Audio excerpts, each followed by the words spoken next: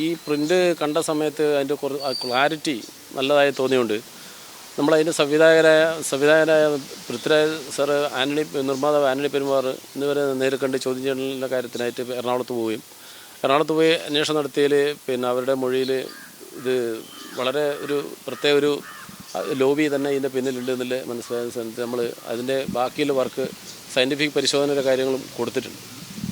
അത് എറണാകുളത്ത് വെച്ച് ബാക്കി അവരുടെ സിനിമാറ്റിക് ലാബ് വഴി ഉള്ള ഇതും കൂടെ അന്വേഷിക്കാൻ വേണ്ടിയിട്ടുള്ള കൊടുത്തിട്ടുണ്ട്.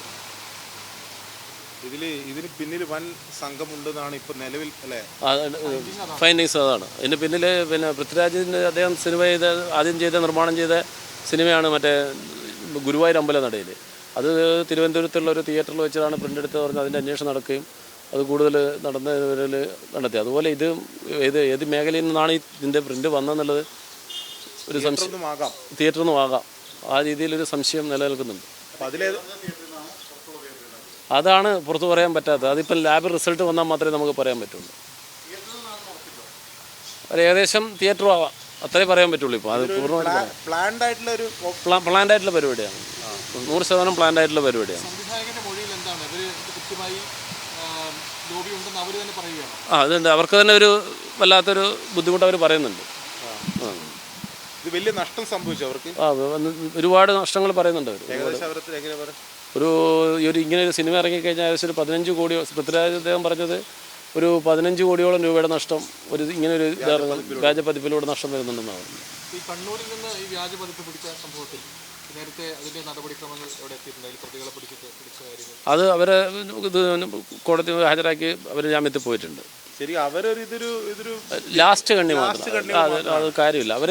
അവരെന്ന് വെച്ചാൽ നെറ്റിൽ നിന്ന് ഡൗൺലോഡ് ചെയ്തിട്ട് പബ്ലിഷ് ചെയ്യുന്ന മാത്രമേ ഉള്ളൂ. അത് വേറെ ആൾക്ക് ഡൗൺലോഡ് ചെയ്ത് കൊടുക്കുന്നത് മാത്രമല്ലാണ്ട് അവർ വേറെ ഇല്ല. അത് ഒരു സൈറ്റിൽ വരുന്നു, ആ സൈറ്റിൽ നിന്ന് എടുത്തു കൊടുക്കുന്നു. ഇവിടുന്ന് പിടികൂടിയത് മാത്രമാണ്. ഇതിന്റെ സംഘം വേറെ വിശാലമാണ്. അതിന്റെ പുറമെയാണ്. അന്വേഷണത്തിന്റെ ഒരു രൂപം എങ്ങനെയായിരുന്നു സാർ?